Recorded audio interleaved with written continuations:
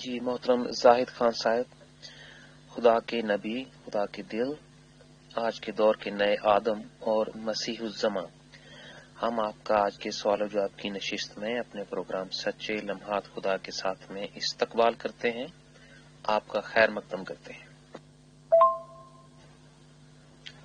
خدا کا سلام ہو اطہر، سورج خان اور دیگر لوگ جو بھی معرفت الہی خدا کو جاننا چاہتے ہیں۔ ہماری زندگی کا خلاصہ خدا کی ذات ہے، تو میں آ گیا ہوں، جب آپ چاہیں شروع کر سکتے ہیں۔ جی بہت شکریہ محترم زاہد خان صاحب۔ ہمارے ایک ممبر ہیں جن کا تعلق ساؤتھ افریقہ سے ہے، انہوں نے یہ درخواست کی اور سوال پوچھا ہے کہ جو حق تعالی کی تصویر آپ نے انٹرنیٹ پہ شائع کی ہے یا انسانیت کے سامنے رکھی ہے، کیا میں اس تصویر کو اپنے گھر میں فریم کر کے لگا سکتا ہوں، اور کیا مجھے حق تعالی سے اس تصویر کے ذریعے ملاقات ہو سکتی ہے، اور کیا یہ ممکن ہے کہ مجھے اپنا دین نہ بدلنا پڑے اور میں مسلمان ہی رہوں، اور اس میں آپ میری کیا رہنمائی کریں گے؟ جب حق تعالیٰ نے یہ کہا ہے کہ مذاہب کی دنیا ختم ہوئی، اس کے باوجود ہماری تعلیمات کو جو ایک انسانیت کے لیے ہیں اس پہ بھی چلنا اور اسلام کو بھی لے کے چلنا، یہ ایسے ہے جیسے دو بیڑیوں میں پاؤں رکھ دے، کشتی مختلف سمتوں میں جائے اور یہ اپنی لاتیں بھی چڑوا دے، مر بھی جائے۔ تو پہلی کہ جب مذہب کی دنیا ہی ختم کر دی قرآن نے، خدا نے، تو پھر اس کشتی میں بیٹھنا اور کہنا کہ نہیں، چاہے خدا نے یہ مذہب ختم کر دیے لیکن میں نے اس پہ ہی چلنا ہے، یہ ناممکن ہے۔ دوسری بات یہ ہے کہ یہ تصویر ان کو فائدہ دے گی جو پہلے ہماری بیعت کریں گے، جو چند شرائط ہیں اس کے اندر پھر اپنا تعلیمات کو سمجھنا، پھر تعلیمات کو دل میں جمانا ہے، پورے دل سے اس کو ماننا ہے، پھر اس کی لیے جو شرائط ہیں بیعت میں کہ خدا کی منشا کے لیے کیا کرنا ہے وہ ہم بعد میں بتائیں گے، ورنہ جو چاہے پکچر اپنے گھر میں رکھ سکتا ہے، مجھے کوئی اعتراض نہیں، لیکن یہ بتا دیں کہ خدا نے کہا ہے کہ اس کے چند جو شرائط ہیں، شرائط کیا ہیں بلکہ محبت کی، وہ ایک دلوں کے وعدے ہیں۔ اس کے بعد پھر میں دعا کرتا ہوں، تو یہ اس طرح یہ چیز وجود میں آتی ہے اور ملتی ہے۔ جی بہت شکریہ محترم زاہد خان صاحب۔ ہمارے ایک ممبر کا سوال ہے، کیا نوحہ خواں ہونا، ماتم کرنا اور یزید پر تبرہ کرنا جائز ہے، اور آپ کی تعلیمات کے مطابق امام حسین کی شہادت اس کا کیا درجہ ہے، اس کا کیا مقام ہے؟ امام حسین کی شہادت نے جتنا نقصان اسلام کو پہنچایا ہے دھڑے بندی اور فرقوں میں، اس سے زیادہ کسی چیز نے نہیں نقصان کیا اسلام کے اندر۔ پھر چیتے چیتے صحابوں نے مشورے بھی دیے جو کہ مت جاؤ، اور اگر پہلے تیاری کر لو، اور نہ تیاری کی، وہ کوفہ بصرہ نے 17,000 خط لکھے تھے یا 18، تو تو پھر کہا کہ اچھا کم سے کم بچوں کو چھوٹے چھوٹے کو تو چھوڑ جاؤ، وہ بھی نہیں مانے.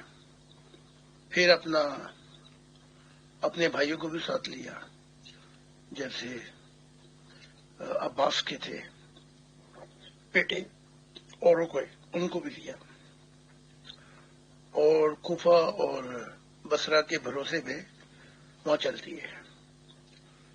تو پھر وہ جو کوفی بصری تھے وہ باغی، انہوں نے انکار ہی کر دیا، ہم نے تو نہیں بلایا. تو پھر جو حجر ہوا وہ سب کے سامنے ہے.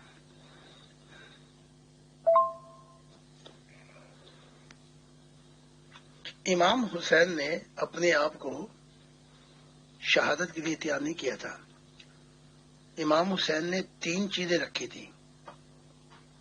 عراقی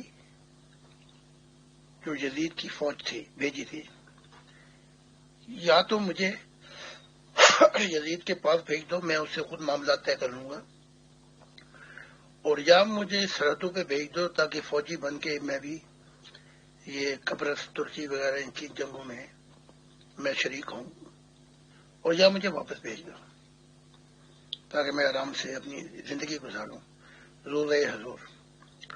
انہوں نے تینوں میں سے ایک بات بھی قبول نہیں کی. انہوں نے کہا پہلے بیعت کر، انہوں نے کہا بیعت نہیں کرنی میں، اور تبرہ ہم نہیں کرتے. جو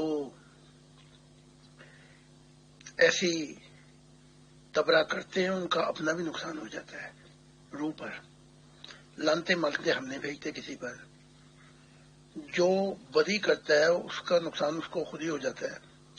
اور عالم ارواح میں نے دیکھا کہ یزید جو ہے وہ بڑی اندھیروں کی دنیا میں ہے. تو اب کیا تبرہ کرنا، ایسی چیزیں ہم نہیں کرتے. یہ ماتم کرنا بھی عراقی انہوں نے شروع کیا، خود ہی بلا کے، خود ہی آگ لگا کے، خود ہی اکیلا چھوڑ کے، خود ہی قتل کرا کے. یعنی کہ اسلام میں شہیدوں کی تو لائن لگی ہوئی ہے. اینٹیں کوئی اینٹ پٹ کے دیکھ لو، شہید ہی شہید. انہیں بلایا، پھر بعد میں ماتم کرتے رہے کہ ہم نے ان کی مدد نہیں کی، تو خود ہی آگ لگا کے تماشائی بن گئے. تو ماتم کرنا جو ہے یہ بالکل ٹھیک بات نہیں ہے. یہ ایسی چیز ہے جس سے جو چلے گئے اس دنیا سے ان کو بڑا دکھ اور بڑی تکلیف ہوتی ہے.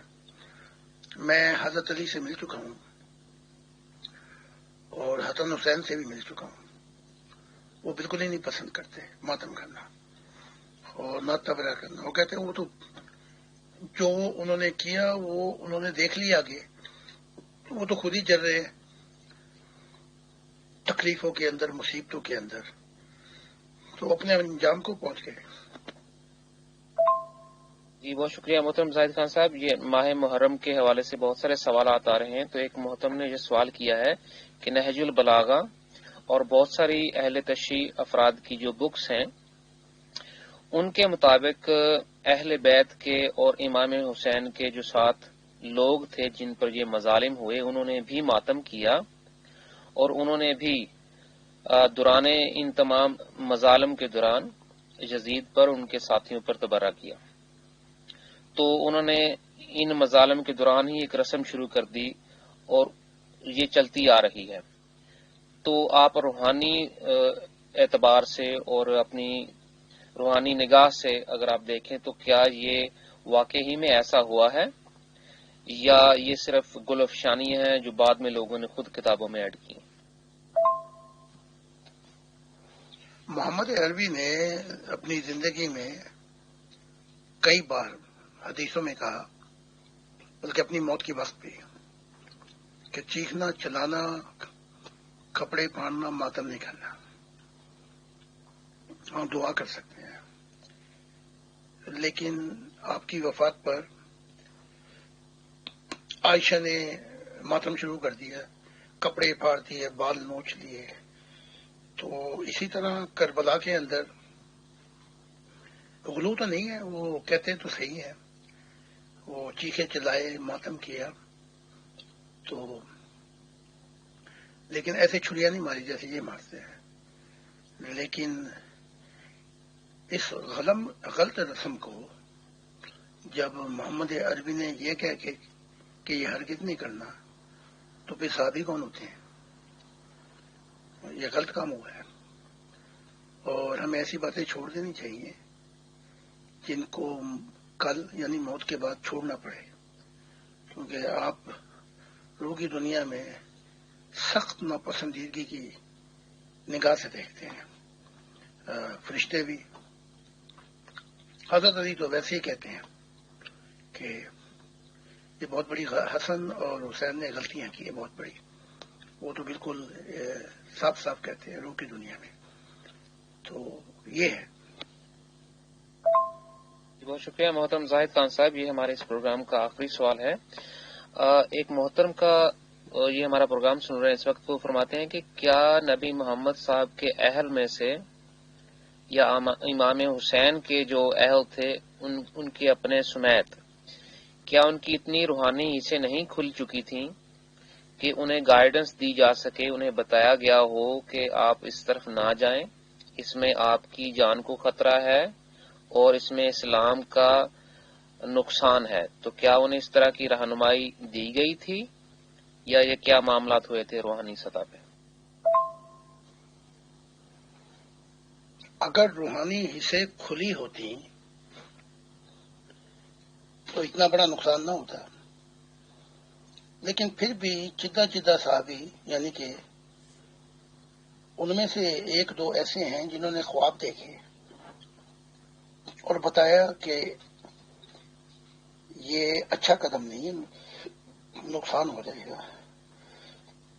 لیکن جو حسین تھے یہ ضد کرتے رہے، اور جو ان کے بھائی تھے عقیل، انہوں نے ان کو جلدی آنے کی تاکید کی کہ 17,000 لوگوں کی بیعت ہو چکی ہے، آپ فوراً آ جائیں. تو بڑی اس میں چلے ہیں، یعنی کہ جلد بازی کے اندر. یہاں ایک واقعہ میں بیان کر دیتا ہوں جس سے آپ کو بہت زیادہ سوچنے کا موقع ملے گا.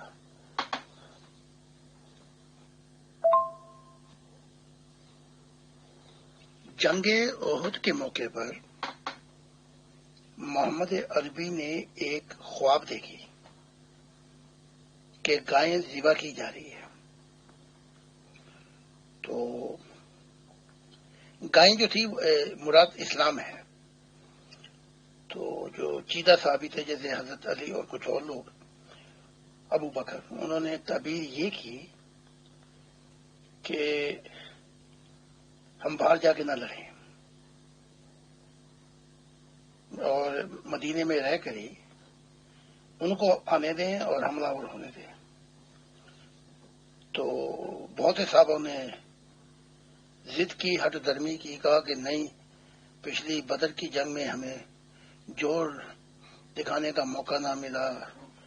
پھر اکثریت نے کہا نہیں ہم تو جائیں گے، اور احد غالباً 80 کلومیٹر کے فاصلے پہ ہم لڑیں گے. بہرحال جب بہت ضد کی تو نہیں مانے، تو پھر محمد عربی وہ لباس فوجی پہن کر، یعنی کہ لڑائی کا ذرا پہن کے تو آ گئے. پھر انہیں پچھتاوا ہوا کہ وہ ہو یہ اچھی بات نہیں کہ ہم نے مجبور کر دیا. پھر محمد صاحب نے کہا کہ اب کیونکہ میں ذرا پہن چکا ہوں اور دعا بھی کر چکا ہوں، تو اب میں نہیں پیچھے ہٹوں گا. بہرحال یہ گئے اور گائے ذبح ہوئی، بڑے بڑے چیتا صحابی مارے گئے. محمد صلی اللہ علیہ وسلم کے جو محمد یہ تھے کیا کہتے ہیں، ان کے 2 دانت بھی ٹوٹ گئے. محمد عربی کے پیشانی کی خونم خون ہو گئی، اور انجام وہی ہوا جو خواب دیکھی تھی. لیکن ضدی آدمی نہیں مانتے. بہت شکریہ محترم زاہد خان صاحب آپ کی تشریف آوری کا، آپ کے قیمتی وقت اور روحانی رہنمائی کا۔ ہمارے برادر پیغمبر سورج خان صاحب، ہماری ایڈمن ٹیم اور تمام ممبران کا بہت بہت شکریہ۔ یہاں سے ہم آپ کو لیے چلتے ہیں ہماری اگلی انگلش سوال و جواب کی ٹرانسمیشن میں ہمارے chat group call one God family question and answer. آپ سب کا بہت شکریہ، خدا حافظ۔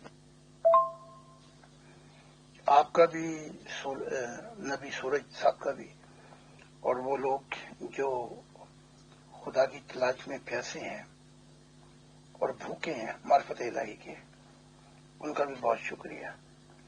تو ہم آ جاتے ہیں اگلے پروگرام میں۔